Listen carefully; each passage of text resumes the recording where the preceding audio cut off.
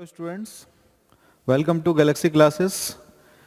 My name is Deep Raj. I am faculty of Science. आप सभी को मैं ये बताना चाह रहा हूँ कि एसएससी की जो आपको यहाँ पर क्लासेस होती हैं उसमें आपको पूरे अच्छे से पूरे सिलेबस को फॉलो करते हुए आपको तैयारी कराई जाती है, प्रिपरेशन कराया जाता है। तो उसी को देखते हुए आज मैं डिस्कस करूँगा बायोलॉजी का एक important chapter cell and cellular structure. तो यहां हम बात करेंगे कि कौन कौन से किसी भी चैप्टर को आपको पढ़ने के लिए आपको ये जरूर जानना जरूरी है कि उसमें कौन कौन सी चीजें इंपॉर्टेंट है। ठीक है, जैसे यदि हम बात करें डाइवर्सिटी इन ऑर्गेनिज्म, जीवों में विविधता की, तो इस चैप्टर को पढ़ने के लिए हमें कौन कौन से टॉपिक्स को कवर करना होगा और जिन टॉपिक्स को हम कवर करेंगे तो उससे रिलेटेड क्या क्या क्वेश्चंस बन सकते हैं। तो ये दो चीजों को इंपॉर्टेंस देना है। जैसे यहाँ पर अभी आप देख रहे हो कि डाइवर्सिटी इन ऑर्गेनिज्म, जीवों में विविधता है, तो विविधता किस वजह से है? हम क्या बोलते हैं कि हर एक किसी भी लिविंग ऑर्गेनिज्म में जो भी आप देखते हो उसके जो लक्षण होते हैं, उनके लक्षण वो निर्भर करते हैं उनके जीन्स पर, और जीन्स की वजह से ही क्या होता है, सब में मॉर्फोलॉजिकल चेंजेस, एनाटॉमिकल चेंजेस, अलग अलग चेंजेस आते रहते हैं। मतलब आंतरिक संरचना भी भिन्न होगी, बाहरी संरचना भी भिन्न होगी, और हर एक जीव एक दूसरे से कुछ ना कुछ तरह से भिन्न होता ही है। ठीक है, समान जाति होगी, समान यदि कुल होगा, जीनस सेम होगा, स्पीसीज सेम होगा। ठीक है, फिर भी आप देखेंगे थोड़ी बहुत उसमें भी भिन्नता हो जाती है। तो हर एक व्यक्ति एक दूसरे व्यक्ति से अलग दिखाई देता है इस वजह से, क्योंकि सब में जीन्स अलग अलग हैं, है ना। तो यही हम यहाँ पर देखेंगे कि जब इस प्रकार से हम बात करते हैं तो लगभग 30 जो मिलियन अलग अलग ऑर्गेनिजम्स हैं, अलग अलग प्रजातियां हैं, उन सबको हम कैसे हम पढ़ेंगे। ठीक है, तो इसके लिए क्या किया गया है, एक अलग से एक यहाँ पर चैप्टर बनाया गया है इसके लिए, और इसके लिए एक व्यवस्था की गई है जिसे हम बोलते हैं सिस्टमैटिक्स। तो इस चैप्टर को आपको पढ़ने के लिए आपको जानना क्या होगा, difference between living and non living और नॉन लिविंग थिंग्स। तो यदि हम लिविंग की बात करें और नॉन लिविंग की बात करें तो क्या क्या इसमें अंतर हो सकता है, सजीवों और निर्जीवों में क्या क्या अंतर होता है, ये हम यहाँ पर बात करेंगे। यहां हम देखेंगे एक दूसरा टॉपिक और जो आएगा, सिस्टमैटिक्स। सिस्टमैटिक्स व्यवस्थितकी को क्या किया गया है कि छोटे छोटे टॉपिक्स में चेंज कर दिया गया है। जैसे टैक्सोनॉमी क्या होता है, इसके बारे में हम समझेंगे। उसके बाद फिर हम क्या देख रहे हैं, आइडेंटिफिकेशन, ये क्या होता है ना। उसके बाद फिर हम देखते हैं नोमेनक्लेचर क्या होता है, बायनोमियल नोमेनक्लेचर सिस्टम क्या होता है। तो इन सब चीजों के बारे में हम जानेंगे। थोड़ी चीजें मैं आपको इसमें से डिस्कस कर दूं तो व्यवस्थितकी क्या होती है, तो हम बोलते हैं कि व्यवस्थितकी के अंतर्गत जो विभिन्न प्रकार के सजीव हैं, इन सजीवों का वर्गीकरण किया गया है। तो किस आधार पर वर्गीकरण किया गया है, तो समानता और असमानता के आधार पर। ठीक है, तो हम बोल सकते हैं कि systematic is the study of differences and similarities of different type of organisms, है ना।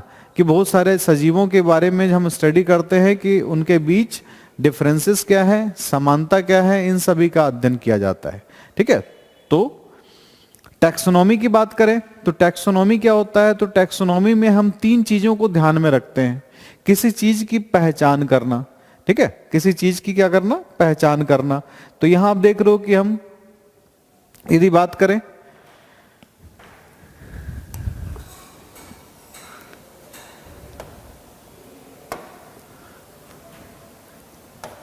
कि कोई भी नई चीज आती हो,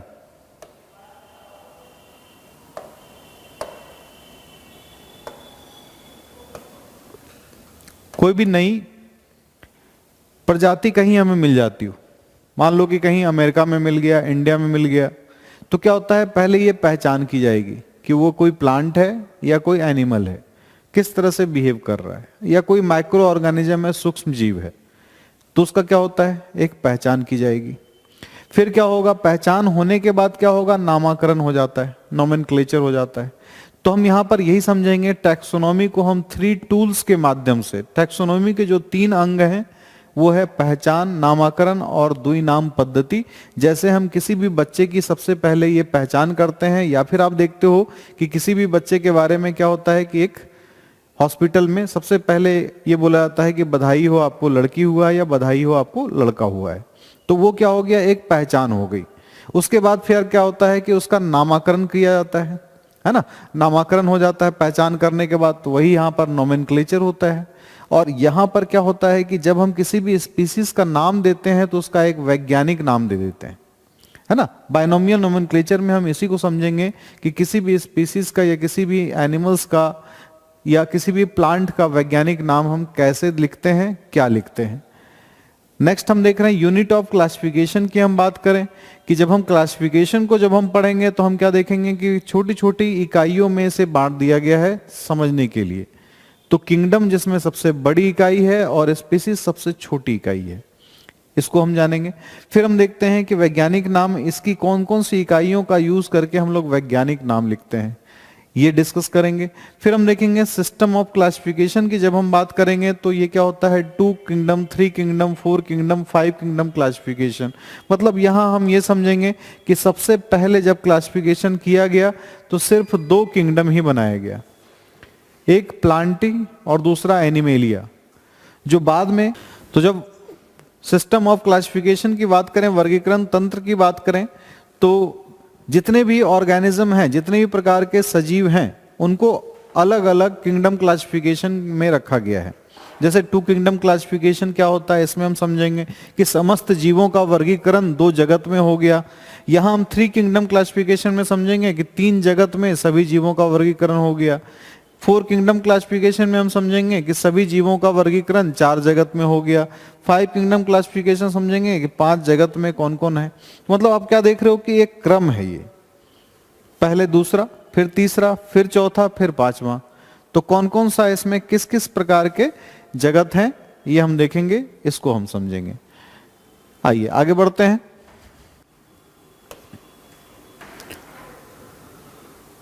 जब हम जीवों में विविधता की बात करते हैं तो जीवों में हम देखेंगे क्या होता है कि जब जीवों की विविधता की बात करें तो लगभग पूरे सजीवों की यदि हम बात करें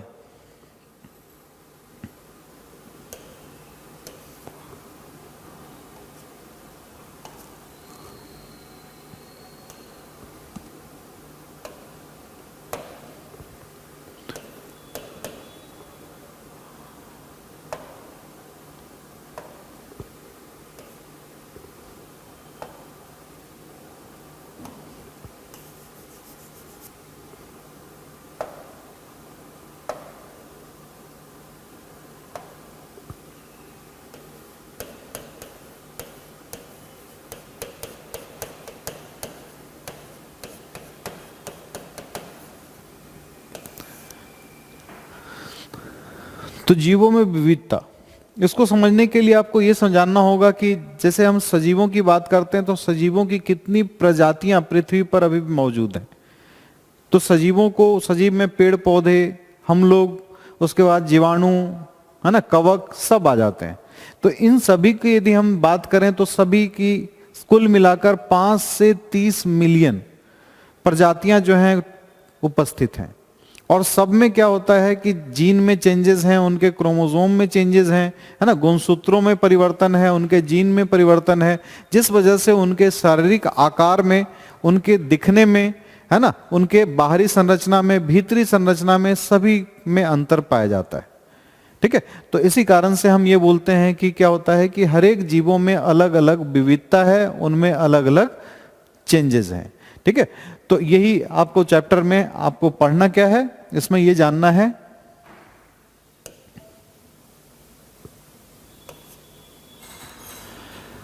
कि लिविंग और नॉन लिविंग, है ना, कि सजीव और निर्जीव में यदि हम अंतर देखें तो क्या अंतर है।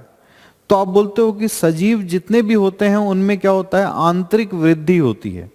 आप बोलते हो निर्जीवों में भी वृद्धि होती है, कैसे होती है। तो आप बोलते हो क्योंकि पहाड़ पे भी क्या होता है, पहाड़ का साइज बढ़ जाता है, कभी कभी पहाड़ का साइज छोटा हो जाता है, तो इसे आप बोलते हो कि वृद्धि भी होती है, कमी भी आती है। लेकिन क्या होता है, आंतरिक कभी भी परिवर्तन उसमें नहीं आता, आंतरिक वृद्धि नहीं होती, इंटरनल ग्रोथ नहीं होता। तो जब इंटरनल ग्रोथ होगा, जब आंतरिक वृद्धि होगी, तो वही सजीव कहलाएगा। निर्जीव में ऐसा कुछ भी नहीं होता, है ना। पहाड़ों में नदियों का जल स्तर बढ़ रहा है, तो इसका मतलब ये नहीं कि वृद्धि हो रही है। तो सजीवों के बारे में भली भांति आप जानते हो कि उसमें कोशिका विभाजन की प्रक्रिया होगी, और कोशिका विभाजन के फलस्वरूप उनके शरीर का क्या होगा कि हर एक अंग में वृद्धि होगी, एक आंतरिक वृद्धि होती रहेगी निरंतर जब तक वो जीव जीवित है। उसके बाद हम देखते हैं रिप्रोडक्शन की प्रक्रिया। सजीवों में दो प्रकार से रिप्रोडक्शन होता है। एक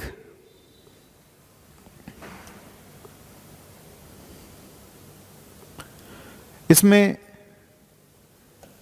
जो होगा लैंगिक जनन होगा और अलैंगिक जनन होगा। असेक्सुअल रिप्रोडक्शन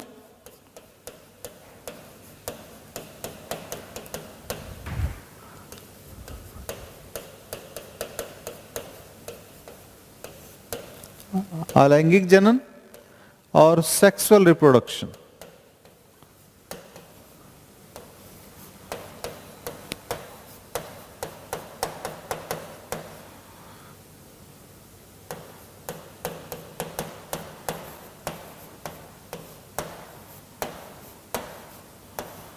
लैंगिक जनन है ना। तो क्या होता है कि जब शरीर के किसी अन्य भाग से, मतलब जनन अंगों को छोड़कर किसी अन्य भाग से यदि कोई भी सजीव का निर्माण हो, नए सजीव का निर्माण हो, या सजीव अपने जैसे दिखने वाले ही है ना जीवों का निर्माण कर दे। जैसे हम कई बार देखते हैं क्या होता है कि छोटे छोटे जो सूक्ष्म पौधे होते हैं या पादप होते हैं, जैसे फंजाई, ये एल्गी हो गया, या फिर दूसरे और भी जो जीव हैं, फंजाई, कवक हो गया, तो इन सब में छोटे छोटे बीजाणु होते हैं। यही आप देखते हो कि पेड़ पौधों में जैसे ब्रायोफाइटा में भी क्या होते हैं, बीजाणु होते हैं, है ना, स्पोर्स होते हैं। तो इन स्पोर्स के माध्यम से वो क्या करते हैं कि अपना एक नए तरह का पौधा तैयार हो जाता है ना, एक नए तरह का जीव तैयार हो जाता है।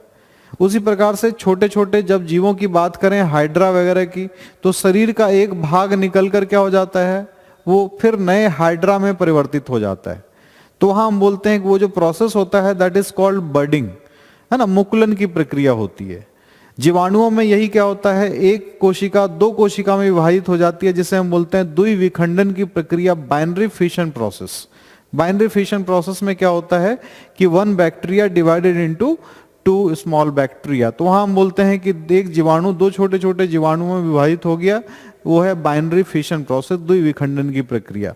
तो हम ये देख रहे हैं कि प्रजनन की प्रक्रिया, जब सेक्सुअल रिप्रोडक्शन की बात करेंगे तो इसमें क्या होगा कि गैमेट्स इन्वॉल्व होंगे, है ना, male sexual part, female sexual part जो होगा वो क्या होगा, डिवाइड होगा, अच्छे तरह से डिफाइंड होगा।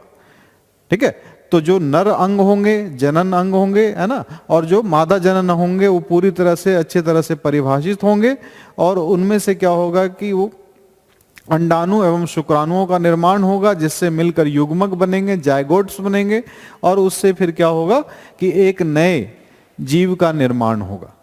तो इस प्रकार के रिप्रोडक्शन जिसमें क्या होता है कि जनन अंग उपस्थित हो, उसमें सेक्सुअल रिप्रोडक्शन की प्रक्रिया भी होगी। लेकिन इस प्रकार की प्रजनन की प्रक्रिया जो है वो किसी भी निर्जीव में नहीं होती। तो यहां से हम ये जान गए कि वृद्धि हो सकती है कोशिका विभाजन के प्रक्रिया के द्वारा।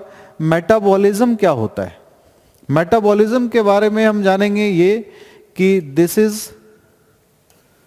सम total of biochemical reaction, sum total of biochemical reaction inside our body.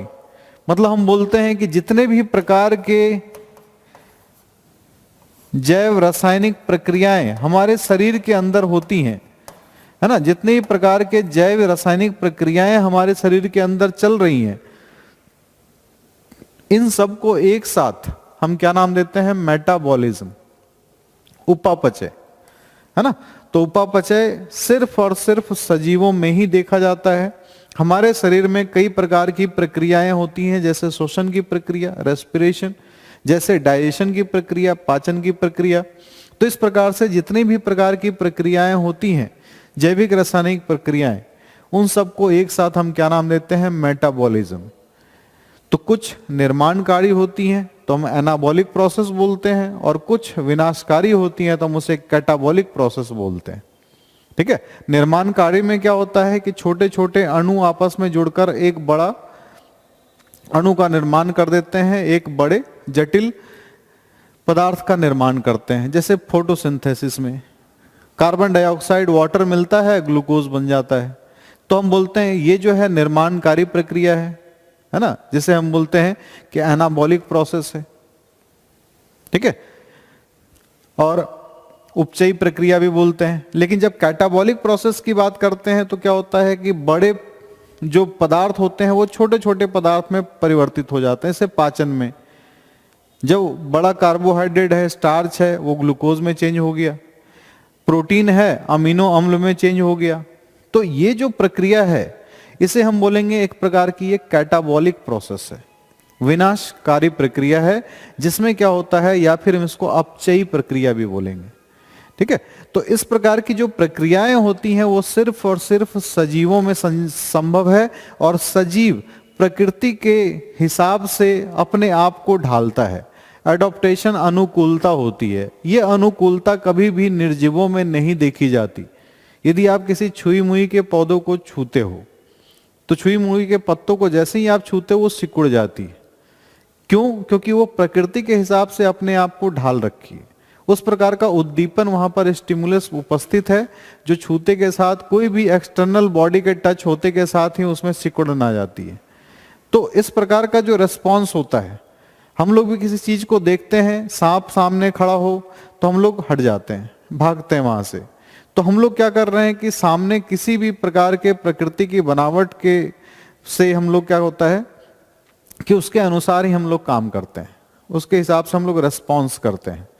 तो यहां आप देख रहे हैं कि इससे आपका ये क्लियर हो जाएगा कि what is the difference between living and non living.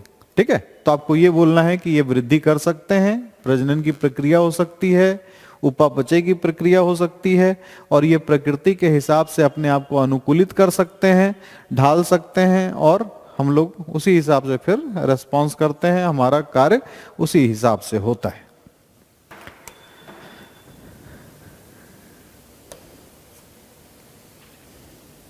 जब हम बात करेंगे सिस्टमैटिक्स की, अब सिस्टमैटिक्स की जब बात होगी, इसमें हम क्या देखते हैं, दो चीजों को, एक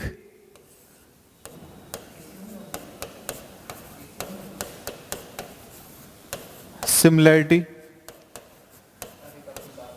समानता, और दूसरी चीज जो इसमें हम देखते हैं वो क्या देखते हैं, डिफरेंसेस, भिन्नता।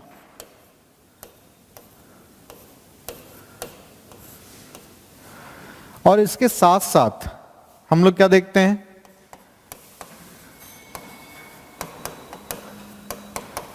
आइडेंटिफिकेशन, है ना। इन दोनों के साथ साथ हम लोग देखते हैं आइडेंटिफिकेशन,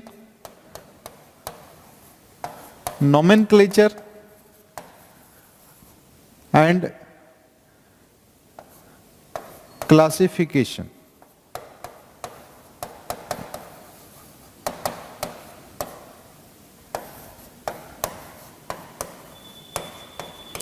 वर्गीकरण,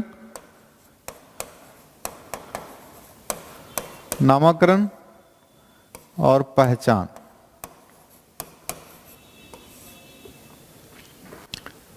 सिस्टमैटिक को आप इस तरह से आप समझ सकते हो कि सिस्टमैटिक इज द डिटेल्ड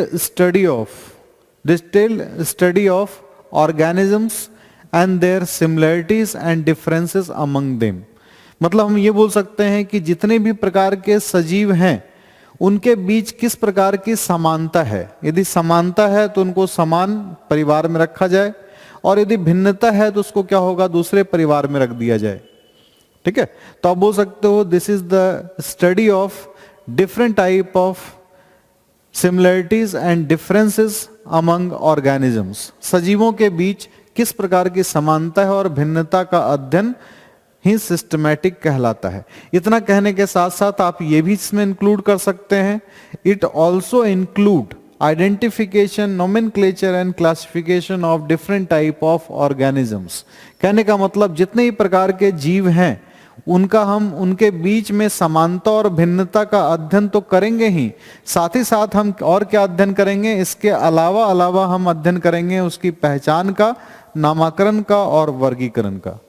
इन तीनों के अध्ययन के साथ साथ जब हम किसी भी सजीवों के बीच समानता और भिन्नता का अध्ययन करते हैं तो इसी को हम लोग बोलते हैं सिस्टमैटिक व्यवस्थितिकी, है ना। और फादर ऑफ सिस्टमैटिक कहा गया है किन्हें, कैरोलस लीनियस को, है ना। फादर ऑफ सिस्टमैटिक कहा गया है कैरोलस लीनियस को।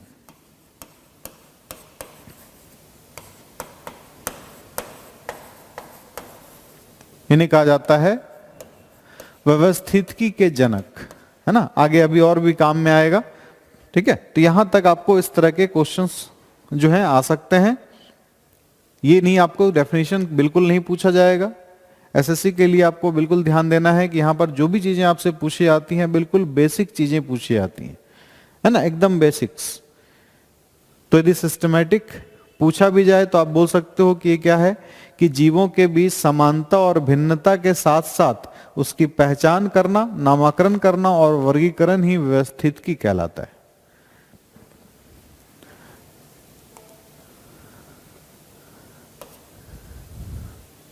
लेकिन जब टैक्सोनॉमी की बात आती है तो टैक्सोनॉमी को समझने के लिए हमारे पास 3 इसके अंग हैं, 3 इसके टूल्स हैं, 3 इसके औजार हैं, आप बोल सकते हैं।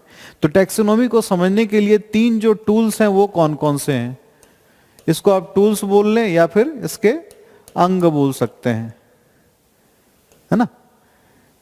तो टैक्सोनॉमी को समझने के लिए 3 चीज कौन कौन से हैं। पहला आइडेंटिफिकेशन, है ना, पहचान। दूसरा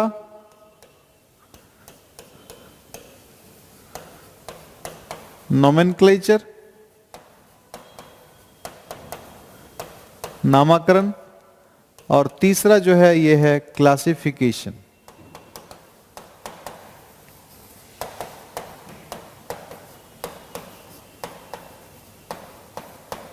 वर्गीकरण। तो अभी यदि वर्गीकी की परिभाषा कही जाए और ये पूछा जाए कि टैक्सोनॉमी, फादर ऑफ टैक्सोनॉमी या वर्गीकी के जनक किन्हें कहा गया है, तो फिर से याद रखना है कैरोलस लीनियस। आप सिर्फ लीनियस याद रखेंगे क्योंकि लीनियस नाम से ये याद रहेगा, है ना, कैरोलस लीनियस। तो टैक्सोनॉमी है क्या, वर्गीकी क्या है। अभी तक आपने पढ़ा था व्यवस्थितिकी, तो व्यवस्थितिकी में क्या था, इन तीनों का अध्ययन तो करते थे लेकिन साथ में सजीवों की समानता और भिन्नता का भी अध्ययन करते थे। लेकिन जब वर्गीकी की बात आएगी तो वर्गीकी में हम लोग क्या करेंगे, इसमें 3 अंग जो हैं, इसके 3 टूल्स हैं, इन तीनों टूल्स का ही हम अध्ययन करेंगे। यहां पर हम समानता और भिन्नता का अध्ययन नहीं करेंगे जो हम सिस्टमैटिक में करते थे। तो टैक्सोनॉमी क्या हो गया, टैक्सोनॉमी जो है ये ब्रांच ऑफ बायोलॉजी, एक जीव विज्ञान की एक शाखा, जिसमें हम सजीवों की पहचान, नामकरण एवं वर्गीकरण का अध्ययन करते हैं। जैसे किसी बच्चे की पहचान होती है ना, जन्म के साथ ही कि वो बच्चा है या बच्ची है ना, तो वो पहचान हो गया। उसके बाद एक नामकरण संस्कार होता है कि नाम रख दिया जाता है और फिर बाद में कुंडली बना दी जाती है। तो उसी तरह से आपको ये समझना है कि जब कोई जीव हमें मिलता है तो हम ये पता करते हैं पहले उसके बारे में कि इसे जंतु में रखा जाए, एक कवक माना जाए, है ना। जैसे मशरूम है, इसमें भी वृद्धि होती है, ये भी सजीव है, लेकिन इसे हम कवक में रखते हैं। हम ना तो इसे पौधा बोलते हैं, ना तो इसे जंतु बोलते हैं, ना तो इसे जीवाणु बोलते हैं, ना शैवाल बोलते हैं, तो कवक में ही रखा गया। तो हमने क्या कर लिया, मशरूम की पहचान कर ली, उसमें उपस्थित जो गुण हैं उसका हमने अध्ययन कर लिया और जो समानता मिली, जो भिन्नता मिली, उसके अनुसार हो गया। तो वर्गीकी में क्या करते हैं, समानता और भिन्नता का अध्ययन नहीं करते हैं। तो यहां क्या हो गया, यहां आप बोल सकते हो कि यहां हम सजीवों की पहचान, नामकरण और वर्गीकरण का अध्ययन करते हैं, इन तीनों चीजों का अध्ययन करते हैं, है ना। तो यदि फादर ऑफ आइडेंटिफिकेशन, क्वेश्चन यहां से क्या बन सकता है, फादर ऑफ आइडेंटिफिकेशन, इसका भी आंसर यही हो जाएगा, Carolus Linnaeus. Father of nomenclature की बात आएगी तो इसके भी जनक किन्हें कहा गया है, कैरोलस लीनियस को। फादर ऑफ क्लासिफिकेशन की बात आएगी तो इसका भी जनक किन्हें कहा गया है, कैरोलस लीनियस को कहा गया है। तो बच्चों ध्यान रखना कि यदि ये सवाल पूछा जाता है father of taxonomy, father of systematics, father of identification, father of nomenclature and father of classification, इन तीनों के जनक किन्हें कहा गया है, कैरोलस लीनियस को कहा गया है। ठीक,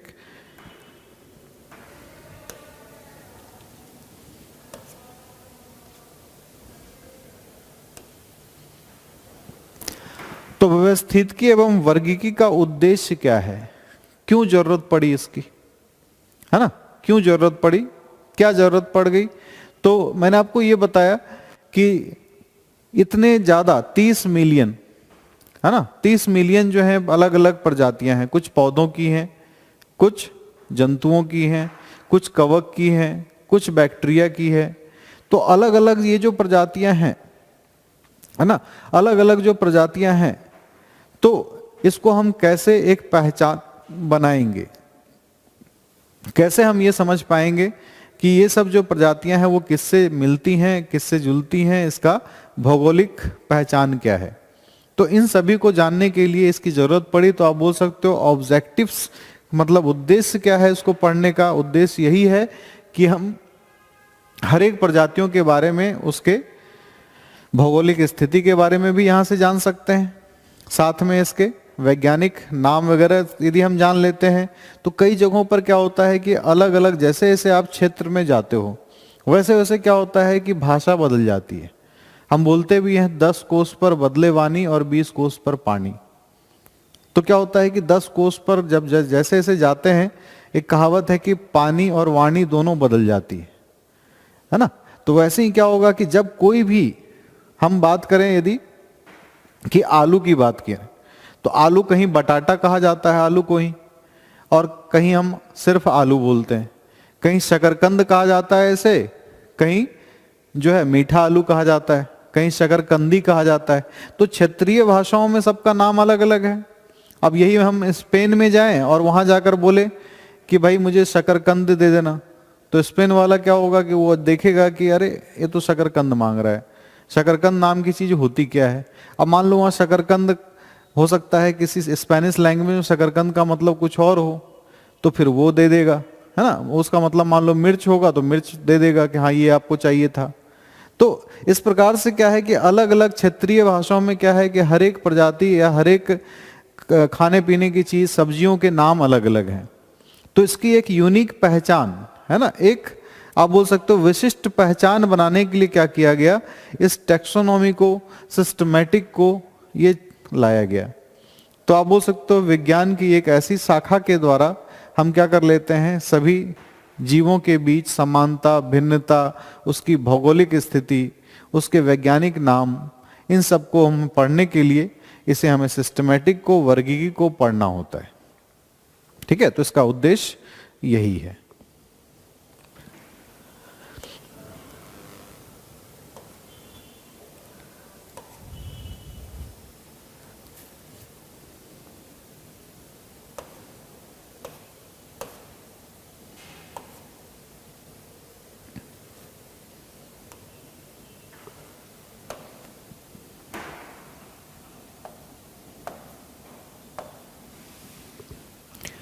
तो जैसा मैंने आपको बताया कि टैक्सोनॉमी की हम बात करें तो इसमें 3 टूल्स होते हैं, आइडेंटिफिकेशन, नोमेनक्लेचर और क्लासिफिकेशन, है ना। तो इसमें सिर्फ यही होता है कि पहचान क्या है, नहीं है, नाम हमने रख दिया और वर्गीकरण कर दिया। उसके बाद फिर हम क्या देखते हैं कि क्लासिफिकेशन जो है इसको कई यूनिट्स में बांट दिया गया है ना। क्लासिफिकेशन जो है उसको कई यूनिट्स में, है ना, कई इकाइयों में बांट दिया गया है। तो क्लासिफिकेशन की जो सबसे बड़ी इकाई है, जो बिगेस्ट यूनिट है, वो है किंगडम, है ना। क्लासिफिकेशन जो है इसकी सबसे सबसे बड़ी इकाई जो है वो क्या है, ये है किंगडम। इसको हम बोलेंगे कि ये क्या है, बिगेस्ट यूनिट है,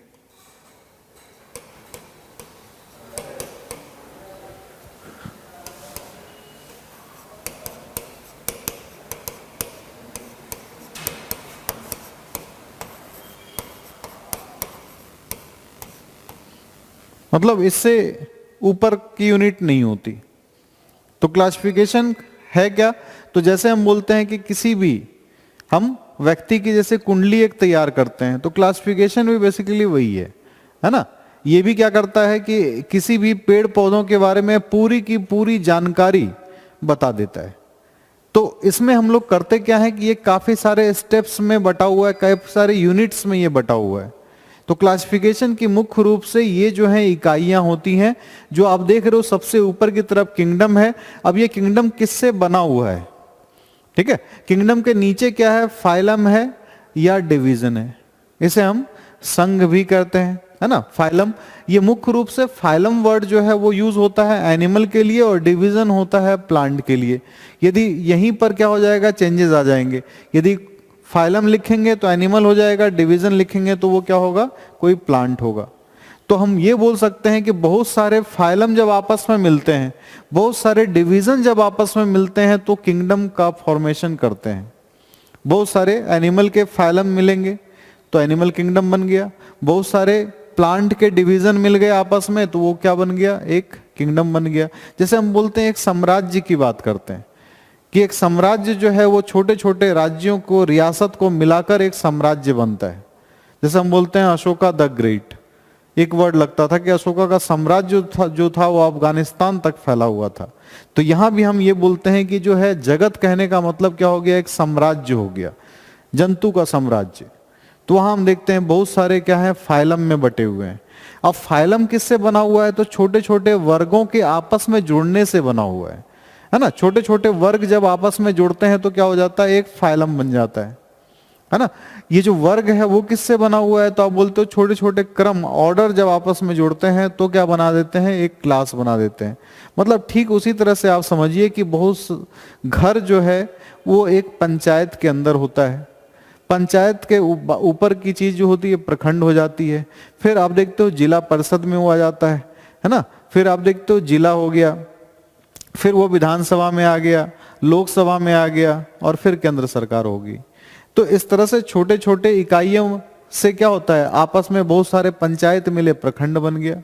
बहुत सारे प्रखंड मिले तो आप देख रहे हो कि क्या हो गया, एक ब्लॉक वहां पर मतलब एक आप बोल सकते हैं वहां पर जिला बन गया। बहुत सारे प्रखंड से बहुत सारे जिला मिल गए तो क्या हो गया, एक राज्य बन गया। बहुत सारे राज्य मिलकर एक देश बन गया। तो वैसे ही आपको इसको भी समझना है कि क्या होता है कि ये छोटे छोटे क्रम जो हैं यही मिलकर बड़े बड़े क्रमों का निर्माण करते हैं। मतलब बहुत सारी फैमिली मिलेगी तो एक ऑर्डर बनेगा, है ना। फैमिली से भी छोटी छोटी क्या है, जीनस है। तो ये जो कुल है वो कई वंशों में परिवर्तित हो जाएगा, है ना। वहीं हम देखते हैं कि स्पीसीज जो है ये सबसे छोटी इकाई हो जाएगी। ठीक है, तो हम बोलते हैं कि वर्गीकरण की सबसे बड़ी इकाई क्या है, किंगडम, और वर्गीकरण की सबसे छोटी इकाई क्या है, तो ये है स्पीसीज। ये क्या है, सबसे छोटी इकाई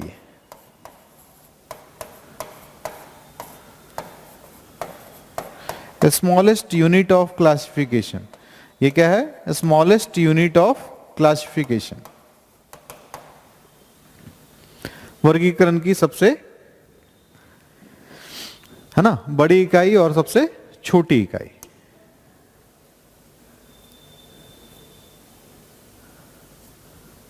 तो अब यहां पर हम समझते हैं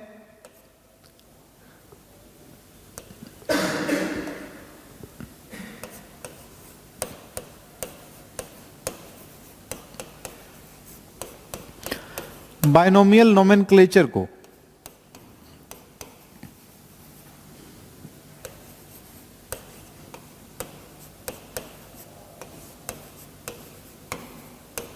द्विनाम पद्धति क्या होता है, बाइनोमियल नोमेनक्लेचर सिस्टम क्या है। तो जब हम क्लासिफिकेशन की बात करते हैं तो हमने क्या सीखा, यहां पर आपने ये सीखा कि वर्गीकरण को कई छोटी छोटी इकाइयों में बांटा गया है, जिसमें से किंगडम, फाइलम, उसके बाद क्लास, ऑर्डर, फैमिली, जीनस और स्पीसीज। यदि याद नहीं होगा तो आपको करना क्या है, इसमें ये याद रखना है, KDCOFGS, है ना। K for kingdom, D for division, C for class, O for order, F for family, G से जीनस, S से स्पीसीज। तो मैंने इसी में बताया था कि किंगडम जो होता है वो सबसे बड़ी इकाई होती है, और जो स्पीसीज होती है वो सबसे छोटी इकाई होती है किसकी, वर्गीकरण की। और वर्गीकरण हम लोग क्यों करते हैं, जैसे हम किसी भी व्यक्ति की जन्म कुंडली निकालते हैं तो उसका पूरा का पूरा डिटेल होता है, वैसे ही वर्गीकरण कर देने से क्या होगा कि एक किसी पेड़ पौधे या किसी भी सजीव का एक वर्गीकरण तैयार हो जाएगा, जिससे हम उसको अब ढूंढने में, पढ़ने में, समझने में हमें कोई दिक्कत नहीं होगी।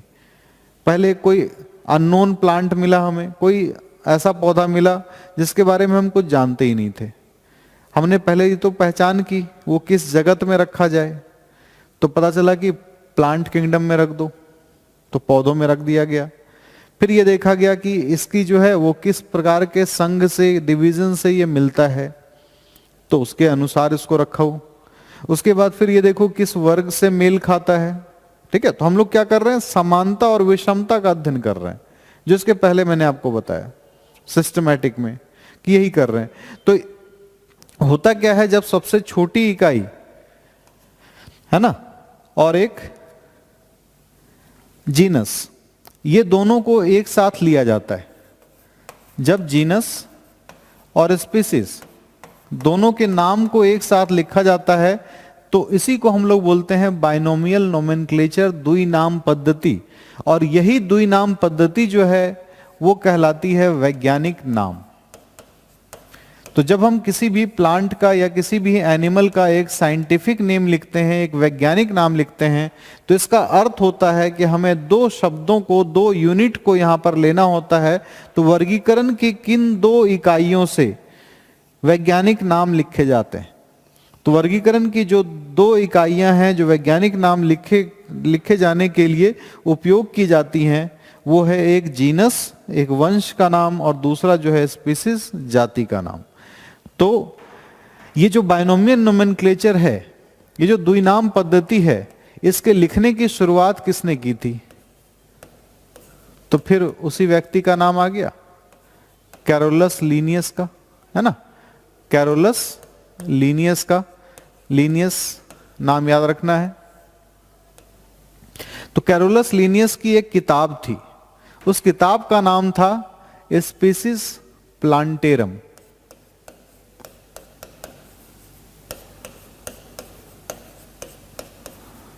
ये क्वेश्चन भी कई बार एसएससी में क्वेश्चन आया हुआ है कि स्पीसीज प्लांटेरम पुस्तक के लेखक कौन थे, है ना, या लेखक कौन है।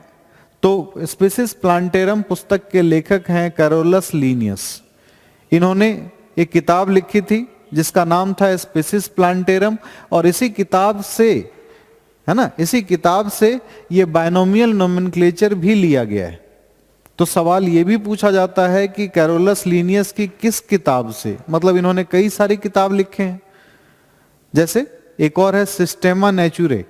सिस्टेमा नेचुरे जो पुस्तक है ये किनका है, तो एक तो ये बुक हो गई, है ना, एक ये बुक हो गई जिससे क्या लिया गया, बाइनोमियल नोमेनक्लेचर।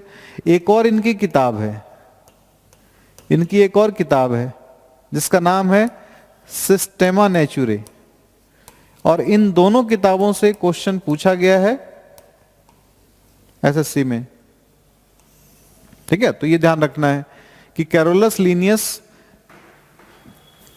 की ही किताब स्पीसीज प्लांटेरम, जिससे लिया गया है बाइनोमियल नोमेनक्लेचर, द्विनाम पद्धति, तो इस नाम को ही हम लोग वैज्ञानिक नाम के से जानते हैं। और कैरोलस लीनियस ने ये सोचा कि दुनिया में अलग अलग तरह की भाषाएं हैं, और कुछ भाषाएं जो है हर एक देश में बोली जाती हैं, जैसे इंग्लिश, लगभग हर एक देश में इंग्लिश बोल सकते हैं। तो इंग्लिश में यदि नाम लिखा जाए, वैज्ञानिक नाम, तो क्या होगा, थोड़ी सी उसमें यूनिकनेस नहीं रहेगी, अलग सा नाम नहीं रहेगा, वो मिलावट हो जाएगी। तो उन्होंने कुछ क्षेत्रों में बोली जाने वाली भाषा लैटिन का यूज किया। और ये जो वैज्ञानिक नाम है वो किस भाषा में लिखे जाते हैं, तो ये सब आप देख रहे हो कि क्वेश्चन बनता जा रहा है। तो ये जो लिखे जाते हैं ये लैटिन लैंग्वेज में लिखे जाने वाली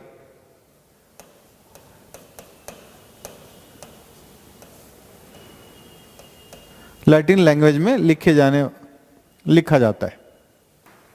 तो वैज्ञानिक नाम जो हम लिखते हैं तो उसमें हम लोग क्या करते हैं, वर्गीकरण की दो इकाइयों का उपयोग करते हैं, और दोनों छोटी इकाई है, लेकिन सबसे छोटी इकाई कौन सी है, स्पीसीज, उसके ठीक ऊपर की तरफ जीनस। मतलब कई सारे स्पीसीज मिलकर एक जीनस का निर्माण करते हैं। तो होता क्या है कि जब हम लिखते हैं किसी भी जीनस को, तो पहला लेटर जो होता है वो हमेशा क्या होता है, कैपिटल में लिखा जाता है। होमो सेपियंस, है ना।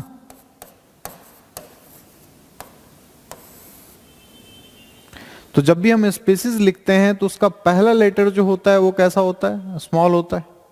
और जब भी हम जीनस लिखते हैं तो उसका पहला लेटर जो होगा वो क्या होगा, कैपिटल में लिखा जाएगा। तो जो होमो सेपियंस है,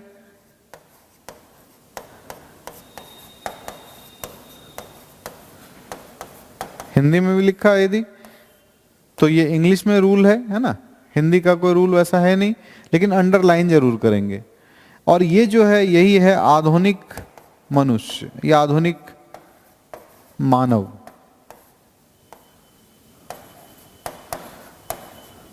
है ना। मॉडर्न मैन का साइंटिफिक नेम, यदि पूछा जाए कि आधुनिक मनुष्य का वैज्ञानिक नाम क्या है, तो हम बोलेंगे होमो सैपियंस।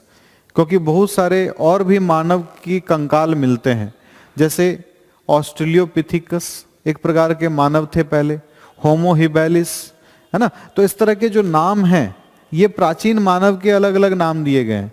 लेकिन जो अभी हम लोग जो धरती पर सरवाइव करते हैं, जो 5000 साल पहले थे वो तो अलग थे, 10,000 साल पहले थे वो अलग थे, है ना। 15,000 साल पहले थे वो कुछ और थे। उनमें जीन में अलग अलग चेंजेस की वजह से क्या हो गया कि अब जो हम लोग हैं हमें कहा जाता है होमो सैपियंस कहा जाता है। हो सकता है हम में भी कोई परिवर्तन आ जाए, 5,000 साल के बाद जो नई प्रजाति आएगी मनुष्य की, उसका कुछ और नाम रख दिया जाए, है ना। तो ये जो नाम रखे जाते हैं, हमेशा जो पहला नाम होता है वो जीनस का होता है, और दूसरा नाम जो लिखा जाता है हमेशा किसका होता है, स्पीसीज का होता है। ठीक है, तो इसी को हम समझते हैं अगली स्लाइड में, जिसमें आपको वैज्ञानिक नाम की कुछ जानकारी दी जाएगी।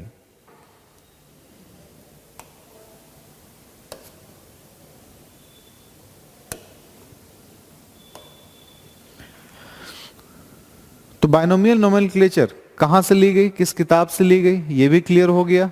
स्पेसिस प्लांटेरम नामक पुस्तक से।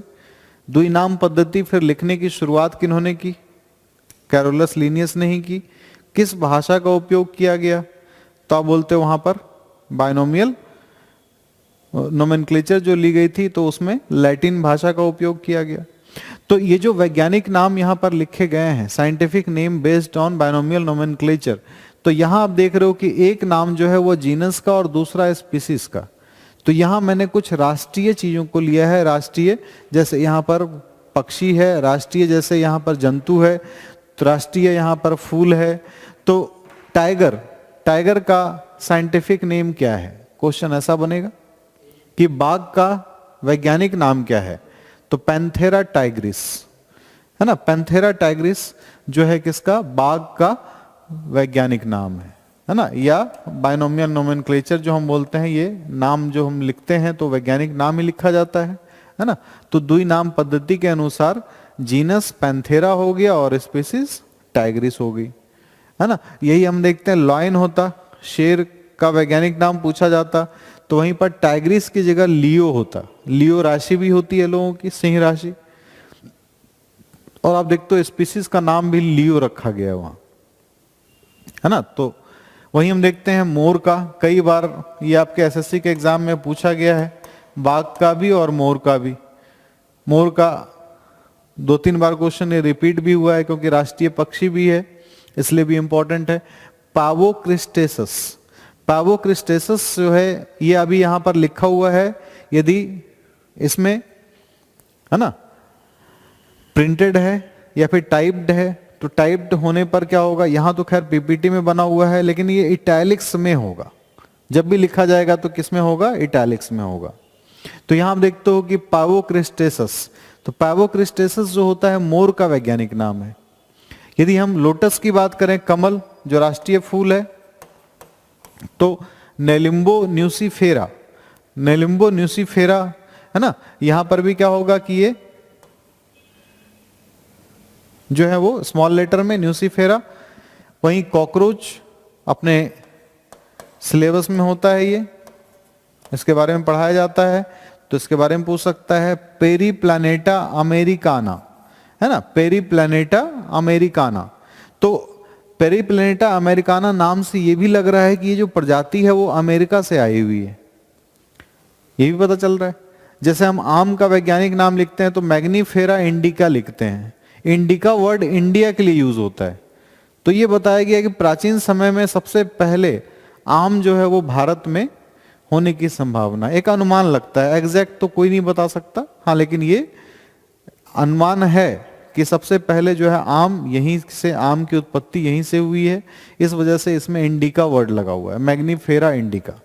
वहीं हम देखते हैं इसमें फ्रॉग, ये भी अपने सिलेबस में होता है, तो राना टाइग्रीना, है ना, राना टाइग्रीना फ्रॉग का, मेढक का वैज्ञानिक नाम है।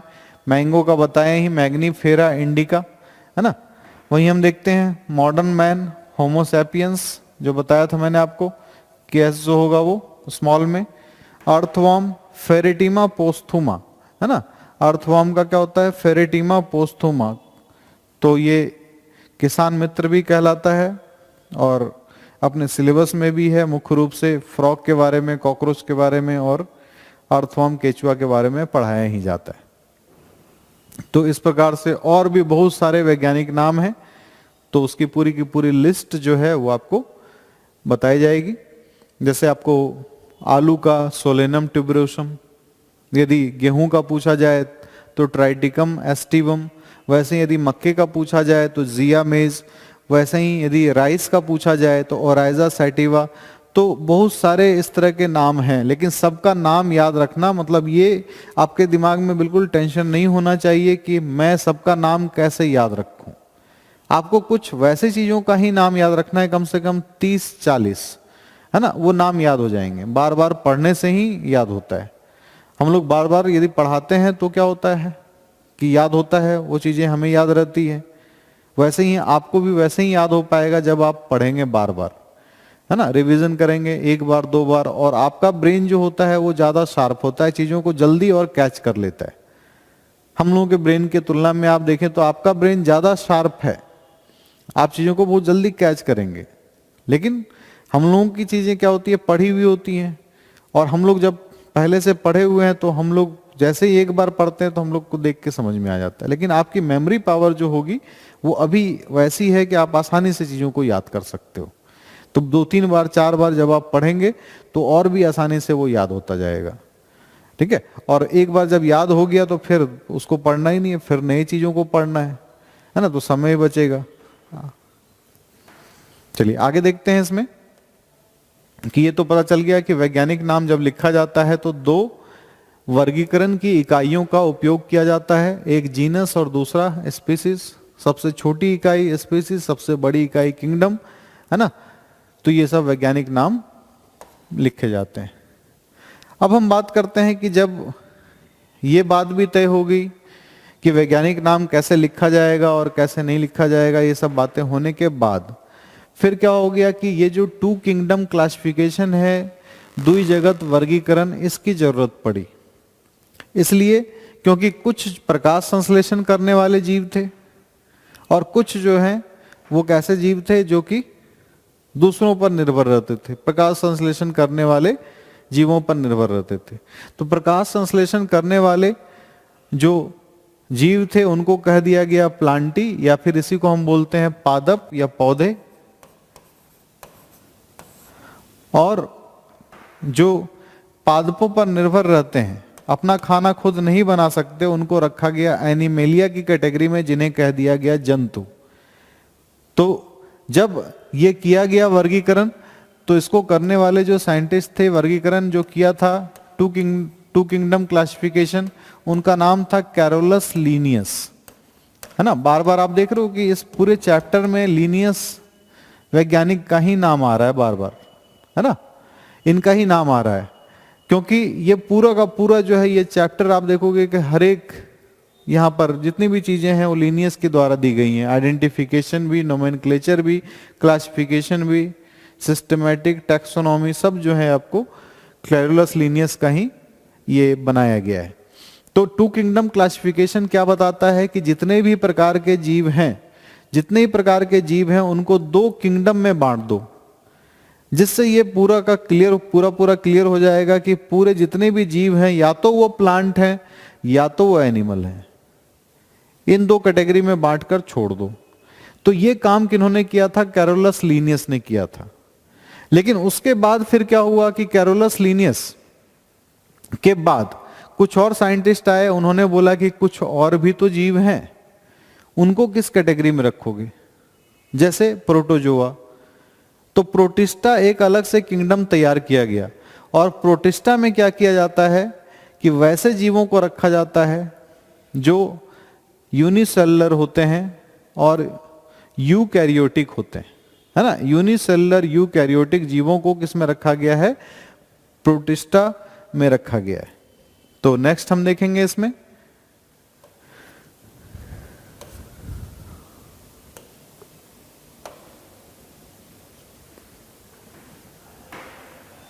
थ्री किंगडम क्लासिफिकेशन, है ना। थ्री किंगडम क्लासिफिकेशन की हम बात करें तो इसमें जो है ये तीन किंगडम में बांट दिया गया, समस्त जीवों को तीन किंगडम में बांट दिया गया। तो प्रोटिस्टा में हम लोग अध्ययन करते हैं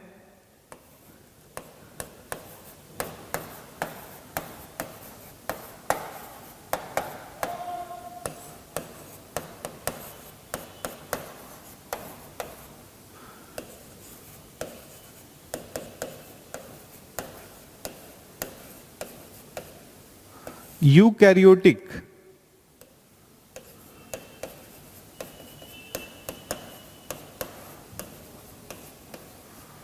एक कोशिकीय जीव, है ना। एक यूकैरियोटिक एक कोशिकीय जीव, जिसमें यूग्लिना, अमीबा, पैरामीशियम, डायटॉम्स, इन सब के बारे में आप पढ़ते हैं।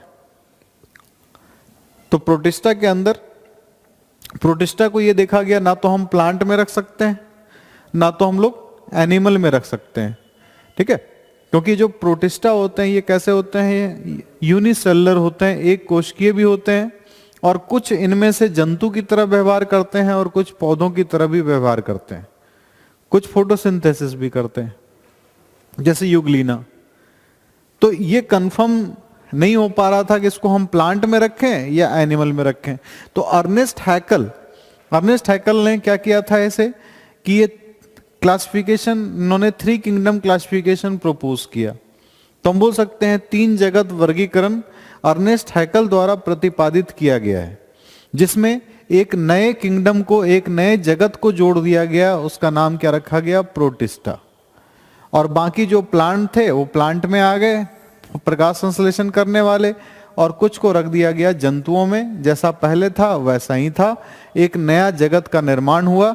तो ये क्वेश्चन यहां से बन सकता है कि तीन किंगडम, ठीक है, त्रिजगत वर्गीकरण किनके द्वारा किया गया है? तो याद रखना है अर्नेस्ट हैकल, लिखा हुआ भी है यहां, है ना। अर्नेस्ट हैकल के द्वारा ये प्रतिपादित किया गया, मतलब एक नया इसमें जगत जुड़ गया। कौन सा? प्रोटिस्टा। तो अब हम बोल सकते हैं कि अभी तक समस्त जीवों को तीन जगत में बांट दिया गया। आगे देखें।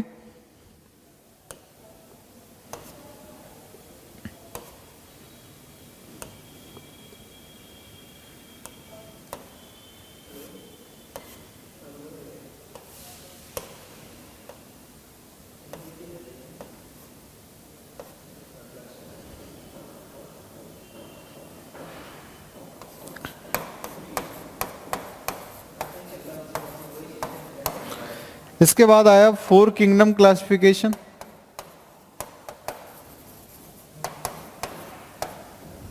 है ना, जिसे हम बोल सकते हैं चार जगत वर्गीकरण। तो चार जगत वर्गीकरण अब क्या हो गया कि तीन से काम नहीं चल रहा था। क्यों?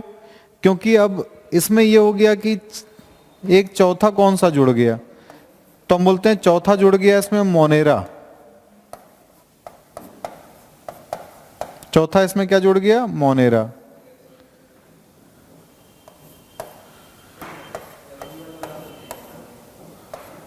प्रोटिस्टा वैसे के वैसे ही रहा,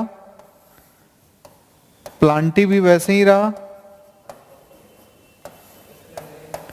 एनिमेलिया भी वैसे ही रहा, इसमें तो कोई दिक्कत नहीं। लेकिन हुआ क्या कि कुछ ऐसे जीवों को देखा गया जो एक कोशिकीय होते हैं, कुछ ऐसे जीवों को देखा गया जो कैसे होते हैं? एक कोशिकीय होते हैं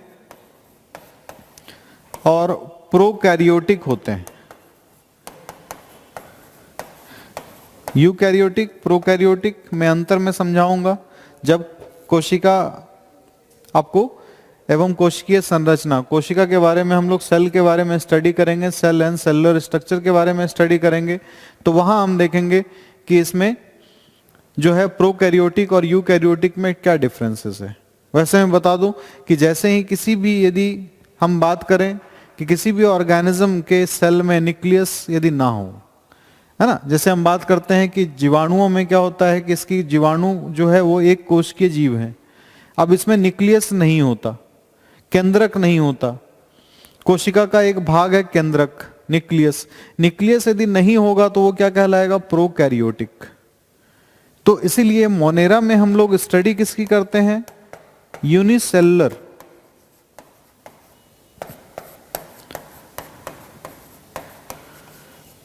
प्रोकैरियोटिक ऑर्गेनिजम्स की, है ना, एक कोशिकीय प्रोकैरियोटिक जीवों का हम लोग अध्ययन करते हैं मोनेरा के अंदर।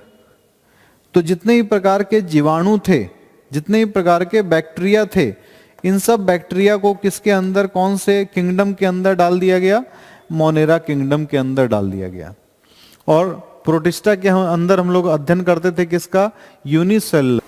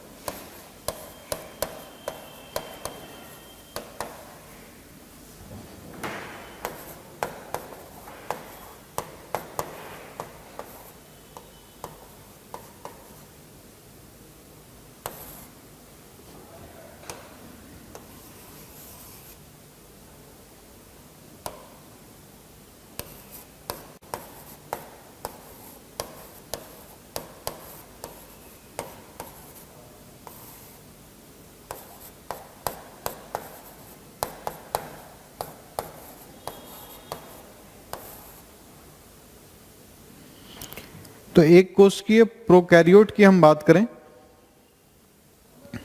तो ये मोनेरा के अंदर, और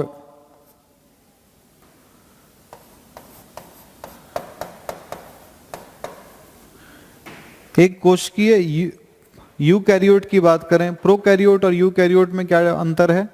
तो मैंने आपको इसमें बताया कि जो यूकैरियोट जो भी जीव होते हैं, इनके क्या होता है कि केंद्रक जो होगा कोशिका में वो संगठित प्रकार का होगा। डीएनए और आरएनए जो है वो केंद्रक के अंदर ही होंगे, इधर उधर बिखरे हुए नहीं होंगे।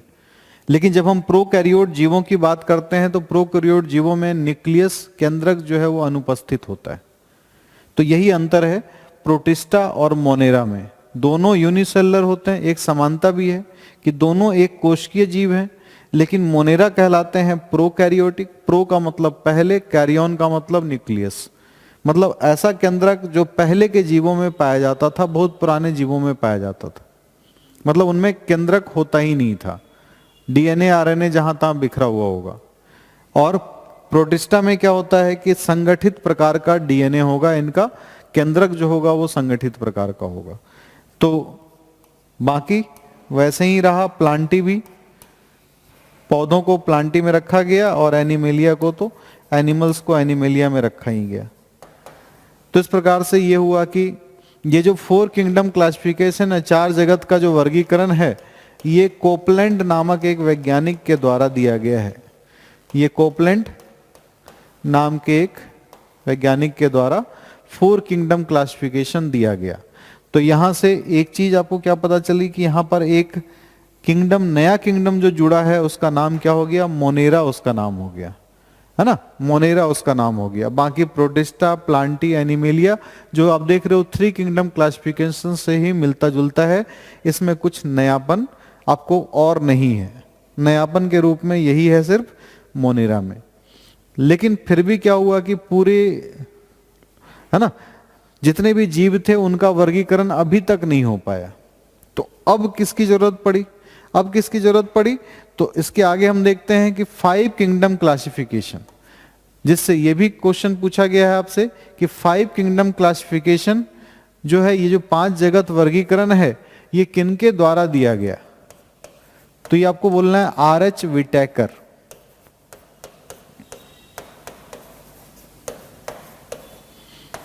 या शॉर्ट फॉर्म में याद रखना है विटेकर। तो आर.एच. विटेकर ने यह बोला कि 4 kingdom classification is not sufficient, है ना, we have to make 5 kingdom classification, because in 5 kingdom classification all the organisms include, है ना, इंक्लूडेड इन 5 किंगडम। तो जितने भी प्रकार के जीव थे उनको 5 जगत में बांट दिया गया, जिसमें एक नया जगत क्या देख रहे हो आप, एक नया जगत देख रहे हैं, फंजाई, कवक। कवक जो होते हैं वो सैप्रोफाइटिक नेचर के होते हैं। सैप्रोफाइटिक कहने का मतलब कि ये सड़ने गलने वाले चीजों पर ही निर्भर रहते हैं, है ना। जो सैप्रोफाइटिक मोड ऑफ न्यूट्रिशन है, this is another kind of nutrition, mode of nutrition. एक होता है आपका ऑटोट्रॉपिक और एक होता है हेट्रोट्रॉपिक। तो ऑटोट्रॉपिक में सिर्फ और सिर्फ फोटोसिंथेटिक ऑर्गेनिजम्स आ जाते हैं, ठीक है, प्रकाश संश्लेषण करने वाले जैसे पेड़ पौधे। और हेट्रोट्रॉपिक न्यूट्रिशन जो है उसमें सब कोई आ जाते हैं, जैसे हम लोग भी होलोजोइक न्यूट्रिशन में आ जाते हैं, है ना। वैसे ही फंजाई भी क्या होता है, हेट्रोट्रॉपिक न्यूट्रिशन के अंतर्गत इनका भी होता है। तो यहां हम क्या देख रहे हैं कि मोनेरा और प्रोटिस्टा के बारे में तो हम जान चुके हैं कि ये दोनों यूनिसेलुलर हैं, लेकिन फंजाई जो होता है वो मल्टी सेलुलर होता है। कुछ कुछ फंजाई, कुछ कवक ऐसे होते हैं जो एक कोशिकीय होते हैं, जैसे ईस्ट। ईस्ट का उपयोग होता है ब्रेड बनाने में, अल्कोहल प्रोडक्शन में ईस्ट का काफी ज्यादा यूज होता है, फर्मेंटेशन प्रोसेस में।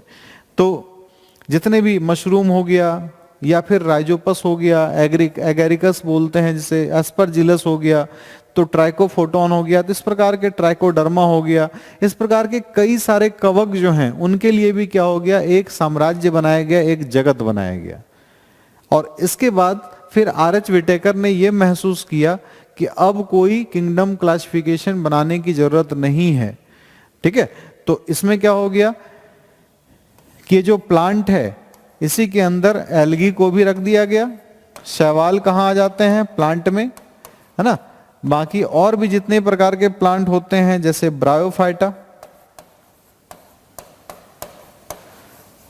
इसी में हो गया, है ना, ये भी एक प्रकार के प्लांट है। टेरिडोफाइटा,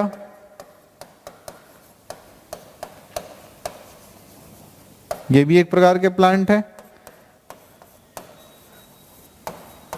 जिम्नोस्पर्म और एंजियोस्पर्म,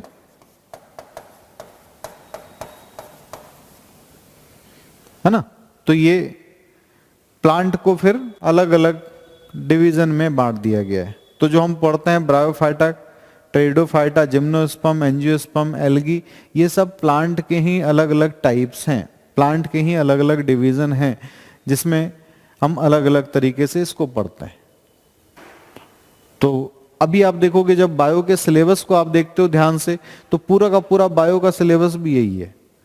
हम मोनेरा पढ़ते हैं तो उसमें बैक्टीरिया के बारे में पढ़ते हैं, प्रोटिस्टा पढ़ते हैं तो इसमें हम ये आपको जितने भी यूनिसेलुलर यूकैरियोटिक हैं उनको पढ़ लेते हैं, जैसे अमीबा, पैरामीशियम, इन सबको पढ़ लेते हैं, यूग्लिना, कवक को हम यहाँ पढ़ लेते हैं 5 किंगडम क्लासिफिकेशन में, है ना। उसके बाद फिर हम लोग प्लांट देखते हैं, प्लांट जितने भी हैं फोटोसिंथेटिक, है ना, उन सबको प्लांट के अंदर पढ़ लेते हैं, और एनिमल्स जिसका आप बोल सकते हो जो जंतुओं से मिलते जुलते हैं उनको हम एनिमलिया में पढ़ लेते हैं। लेकिन अभी भी एक जो है इसमें नहीं जुड़ा है, वो है वायरस। क्यों ऐसा? क्योंकि वायरस को, विषाणुओं को हम लोग कोशिका मानते ही नहीं। तो वायरस को जब विषाणुओं को हम लोग कोशिका नहीं मानते तो हम लोग 5 किंगडम क्लासिफिकेशन में नहीं रखते हैं, इसलिए विषाणुओं का कोई वर्गीकरण में स्थान नहीं दिया गया। किसे वर्गीकरण में स्थान नहीं दिया गया? वो है विषाणु, है ना। इनका टाइप्स अलग से हम अलग से पढ़ते हैं, लेकिन वायरस को हम लोग ने 5 किंगडम क्लासिफिकेशन में इंक्लूड नहीं किया है, ये ध्यान रखना है। ये नहीं बता देना कि फिर मोनेरा में वायरस आ गया, ऐसा नहीं है ना। आपको ये बताना है कि 5 किंगडम क्लासिफिकेशन में हम लोग वायरस को, विषाणुओं को इंक्लूड नहीं करते, इसको हम जोड़कर नहीं देखते। तो विषाणुओं को इसीलिए वर्गीकरण 5 जगत वर्गीकरण में नहीं रखा गया है, क्योंकि ये सजीव और निर्जीव के बीच की कड़ी है। अपने शरीर के अंदर आ जाए विषाणु तो जीवित हो जाते हैं, और शरीर के बाहर रहें तो ये मृत अवस्था में रहते हैं। मतलब स्वतंत्र रूप से जो अपना जीवन नहीं जी सकता उसे हम जीव नहीं, सजीव नहीं मानते। तो इसलिए विषाणुओं को सजीव और निर्जीव के बीच की कड़ी, connecting link between living and non living कहा गया है।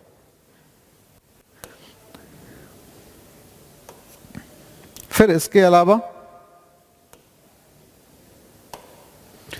एक और क्लासिफिकेशन की जरूरत पड़ी, है ना, 1990 में 3 डोमेन क्लासिफिकेशन की, है ना, 3 डोमेन क्लासिफिकेशन की, जो कि वुजेस एंड फॉक्स,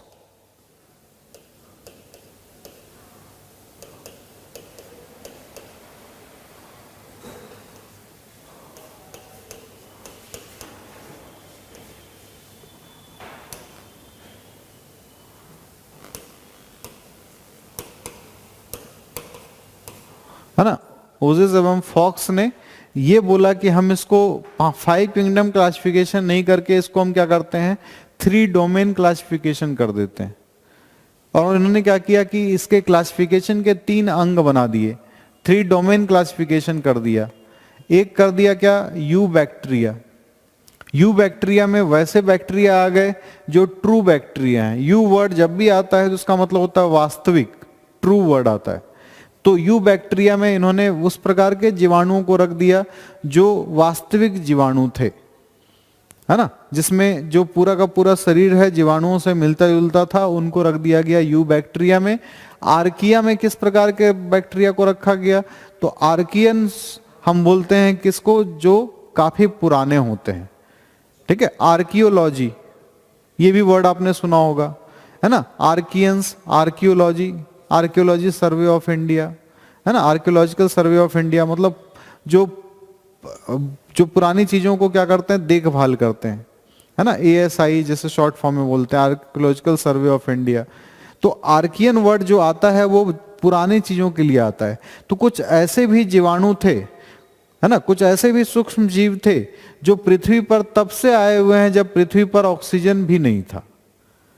तो ऐसे जितने भी जीवाणु हैं, जैसे मिथेनोजन नाम का कुछ थर्मोबैसिलस हैं, है ना, कुछ ऐसे जीवाणु हैं जो धरती पर उस समय से हैं जब धरती पर ऑक्सीजन भी नहीं था। तो ये इस प्रकार के जीवाणु होते हैं जो एनारोबिक बैक्टीरिया हम बोलते हैं, अवायवीय जीवाणु बोलते हैं, जिनको जीने के लिए ऑक्सीजन की आवश्यकता नहीं है। चाहे तो आप 15 किलोमीटर नीचे जमीन में चले जाओ, वहां भी मिल जाएंगे, या किसी भी कंडीशन में, हार्श कंडीशन में ही आपको मिलेंगे, ठीक है। तो ऐसे जीवाणुओं को रखा गया किसमें, आर्किया में। तो आप बोल सकते हो ये काफी पुराने बैक्टीरिया को इसमें रखा गया है ना। ओल्ड की जगह पर हम इसको एंशिएंट लिख देते हैं।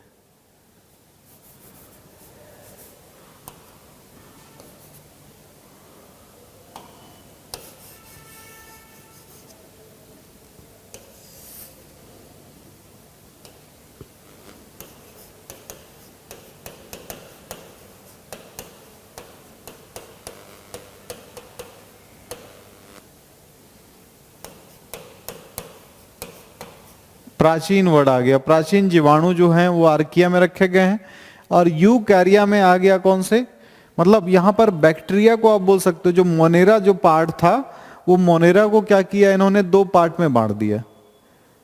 एक जो हो गया यू बैक्टीरिया, ट्रू बैक्टीरिया, और एक आ गया आर्कियंस। आर्किया, आर्किया कहने का मतलब क्या हो गया, एंशिएंट बैक्टीरिया, जो बहुत प्राचीन है, जो यू बैक्टीरिया से बिल्कुल अलग है, भिन्न है। तो यूकैरिया के अंदर क्या कर दिया गया, इसी के अंदर डाल दिया गया प्रोटिस्टा को। यूकैरिया वर्ड जो आया हुआ है ये यूकैरियोटिक से आया हुआ है। ये जो वर्ड है वो किससे आया हुआ है, यूकैरियोटिक। तो जितने भी प्रकार के यूकैरियोटिक ऑर्गेनिज्म थे, जितने प्रकार के यूकैरियोटिक जीव हैं, उनको इन्होंने क्या कर दिया, यूकैरिया में विभाजित कर दिया, डिवाइड कर दिया। तो प्रोटिस्टा हो गया, फंजाई हो गया, प्लांटी हो गया, और एनिमेलिया हो गया। और ये दोनों किस में आ गए, ये दोनों आ गए प्रोकैरियोटिक में, है ना। प्रोकैरियोटिक में ये भी और ये भी, है ना। बाकी जो है ये यूकैरिया पूरा का पूरा जो है वो किस में आ गया, ये पूरा का पूरा आ गया आपको यूकैरियोटिक ऑर्गेनिज्म में, जिसमें ये चारों आ जाते हैं। ठीक है। तो 3 डोमेन क्लासिफिकेशन कुछ भी नहीं, सिर्फ बैक्टीरिया को 2 भाग में बांट दिया गया है, एक वास्तविक जीवाणु और एक प्राचीन जीवाणु, और फिर इसे यूकैरिया के अंदर यूकैरियोटिक जीवों को रखा गया, जिसमें प्रोटिस्टा भी यूकैरियोटिक में आते हैं, कवक भी, पौधे भी और जंतु भी।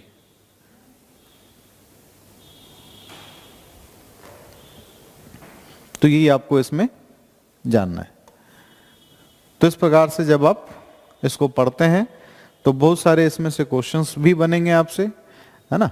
और भी जो भी आपको इसमें कोई डाउट्स होगी तो वो आप पूछ सकते हैं इसमें। ठीक है। तो ये आपकी आज की क्लास थी, तो फिर आपसे मिलते हैं। तो थैंक यू।